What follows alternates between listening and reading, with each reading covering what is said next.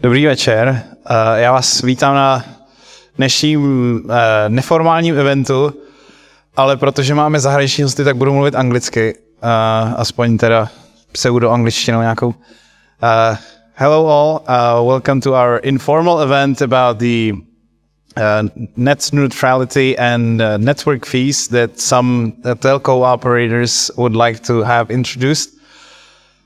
We are partnering with the Progressive Policy Institute on this event, and we hope you're going to have a good time. It's an informal event, so the main thing is to discuss the issues outside with the wine, with the beer, and with the chlebíčky. And we promised that the official talking part will be very short, but I need to say a few remarks. We have our books from our e-shop here at the table. You can buy them here. We have Mr. Samek's book there. All of the proceeds for this book go to our humanitarian mission to Ukraine. We have our van that goes to Ukraine every 2 weeks or so, and we have our banner there where you can contribute to our transparent account. And we'll use those funds very quickly in Ukraine. We go very, very regularly. You can talk to Mr. Samek about our efforts in Ukraine whenever you want to. We'll have this very short official remarks. We'll have Peter, an economist, and we'll have Michal Holas, a lawyer, to tell us what they think about the neutrality and the network fees that the telco operators want. And then we have some very knowledgeable people about the issues here in the audience, so we'll be happy to talk to you about those outside after the short remarks. I will welcome now Colin, who's from the Progressive Policy Institute, to say a few words on behalf of their think tank.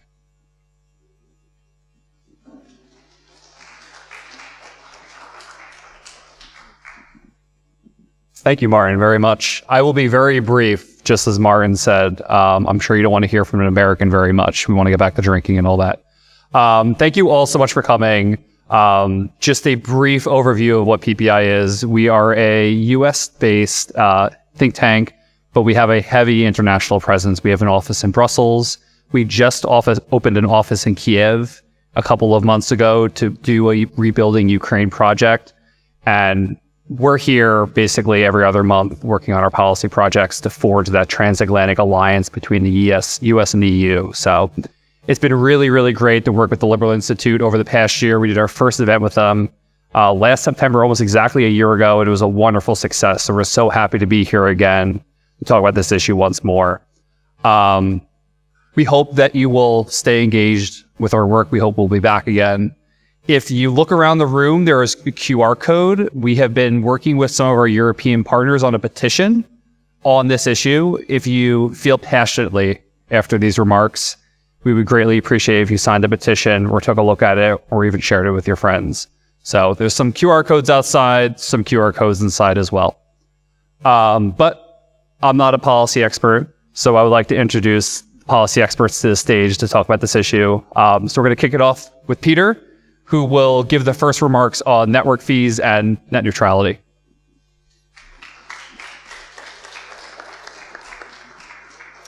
Thanks very much. I was reminded that I need to keep it brief, so don't worry, you're not going to listen to me for long. I'll keep to 3 morsels that I want to throw into the debate floor, and the main event tonight is going to be battle it out. And don't worry, at least one of my morsels I'm going to throw into you is going to be controversial. First morsel is going to be about trying to frame the developments as an economist, how economists sees these things, not just a story, this lobby group did that and then this government agency responded in that way, but frame it in an economist's way.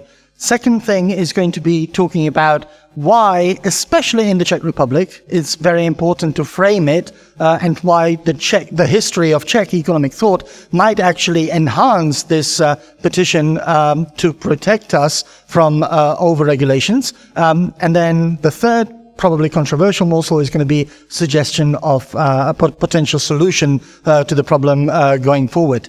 But to start off, as you probably some of you know, for at least the last 3 months, I've been running these podcasts, and I like to start with a number. So here is a number for tonight. The number is 70.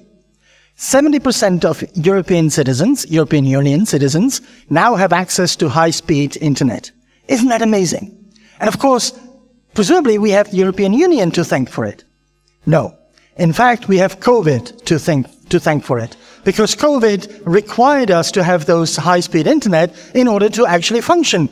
We couldn't send our kids to school. We had to do it through the internet. So a lot of people, for the first time in their life, actually acquired some high-speed internet during COVID. Now, that's not to say that in order to boost it from 70% to 100%, we need another COVID. No, there are other ways.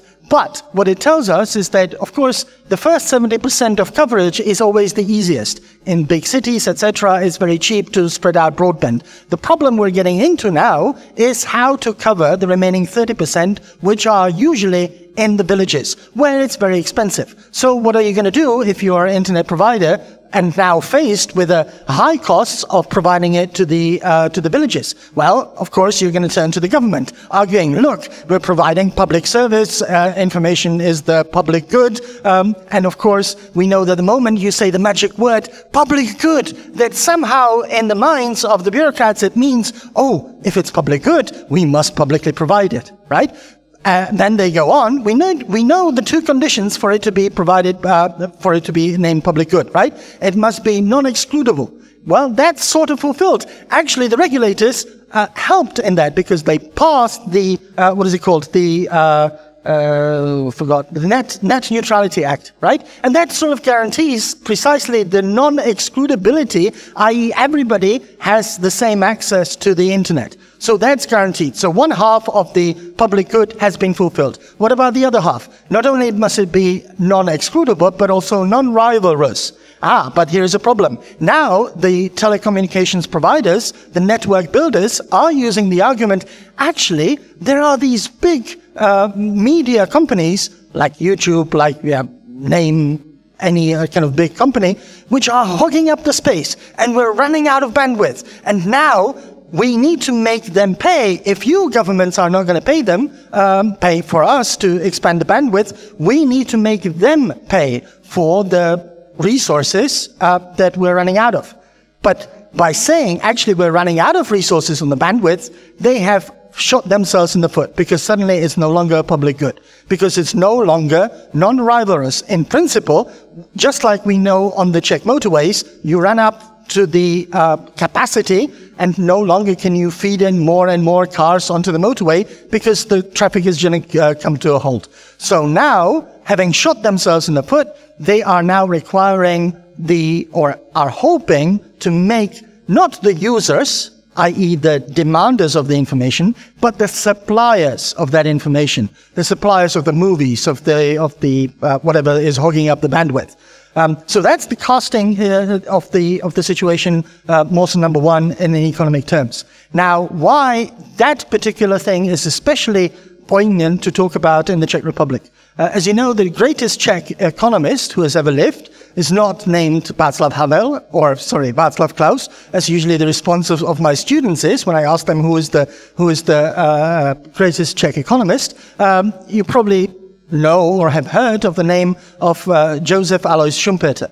Now, his main thing and his main contribution to economics was to point out, actually, in the fight of the minnows, the small fish, versus the large fish, what drives human progress is the progressive nature and the inventions of the small fish.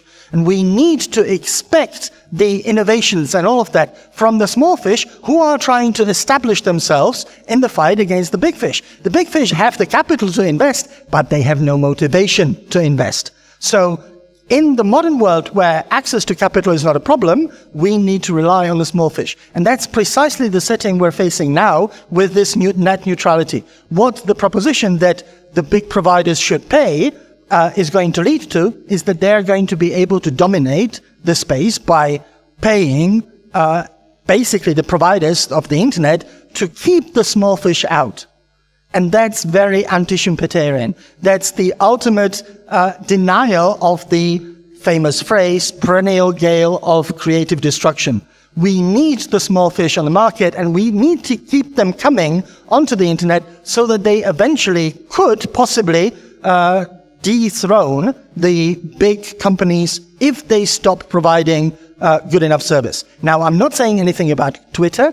Clearly, Twitter is having lots of problems of its own, even without the small fish, but we can't rely on crazy, big, rich people to potentially put the stopgap to over-expansionist and over-dominance of big companies. So Schumpeterian message, precisely in the setting of the network neutrality issue, is something that we should be proud of, that we have brought, or Czech Republic, or, I mean, he wasn't actually Czech, he was a German or Austrian living in the Czech Republic, but, you know, in those days it didn't really matter. Let's claim Schumpeter to our table, and let's push this emphasis also onto the question of net neutrality. So that was my second point. And the third point, in a very brief conclusion, I'm already becoming old. I still remember, unlike many of you, times when we used to have to pay for the amount of data that we used. It still sort of works in the Czech Republic on the mobile internet. But that's only a sign of how backward the mobile data market in the Czech Republic is. Again, because of the regulations, because of the lack of competition that there is in the Czech Republic. Now, in a more civilized world, even in the mobile world, we live currently, and I was relatively surprised at that nobody really is regulated by the amount. Right? So one of the solutions, I'm not forcing it, I'm just suggesting it for your discussion, is it's absolutely silly to force the providers of the information to pay for the bandwidth, for the amount that people are using. Because information should be free. But information transport is by definition not free, as we are seeing with this transport links. And why shouldn't not the provider's information, but the demanders of the information? Clearly they're getting some benefit of it. And I'm not sure why when I need to send a very, very important email, yes, I'm that old, I'm still sending emails, why I should be competing for the bandwidth with other people who are just downloading, silly internet on TikTok or other unnamed services. Now, nothing against those videos, but what I find crazy is that MP3 files, when I used to want to listen to some music, I would have it downloaded. I don't know why people these days still stream the songs that they've heard for 100 times. It's about time to have it on the internet. On their mobile phones. Why do we have to stream everything? So that's just a suggestion. Never allow the suppliers to pay for it, because that will constrain the supply and constrain the streaming of new information, new data onto the service. But if you want it, why don't you pay? If there is a problem, if there weren't a constraint on the bandwidth, we wouldn't have to worry about it. Now that we're getting into the realm, as the telecommunications claim, that we are running out of that space, why don't we make the users who clearly want to stream things pay also for the amounts of data? It's only a suggestion. I'm not saying it's going to work, but it's a suggestion that we could possibly discuss. So thank you very much. These were the three morsels, and I pass it on, an economist, to the lawyer, who is going to undoubtedly completely destroy my arguments. Thank you, and looking forward to the discussion. Thank you.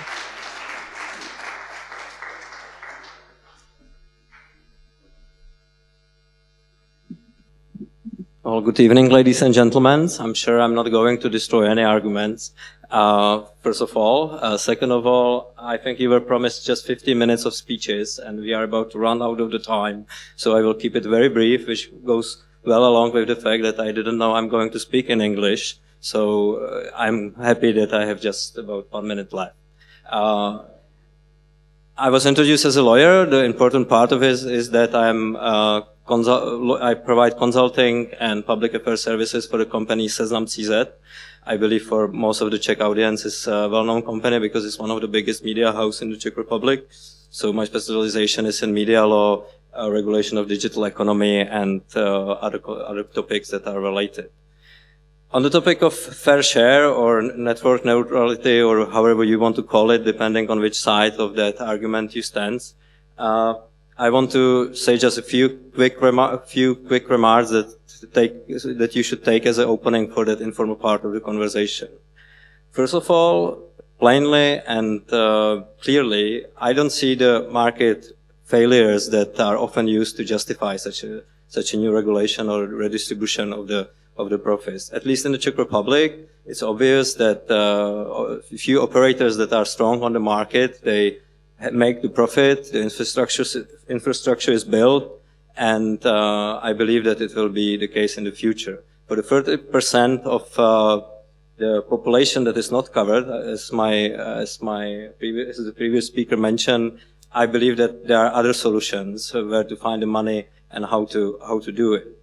However, at the same time, the experience of the company I represent, the Seznam CZ, is that wherever and whichever market the GAFA, the biggest multinational companies, occur, there is a strong possibility that market failure will occur as well. And I don't have all the data as operators do or European Commissions might have.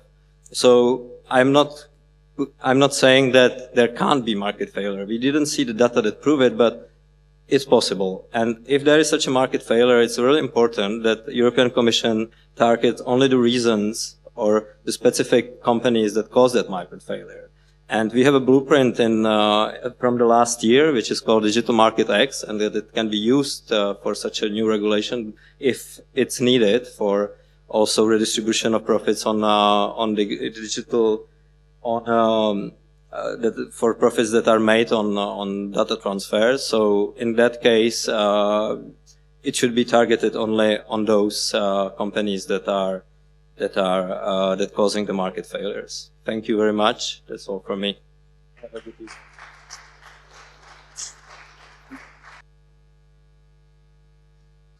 Thank you. That's all basically for the formal part.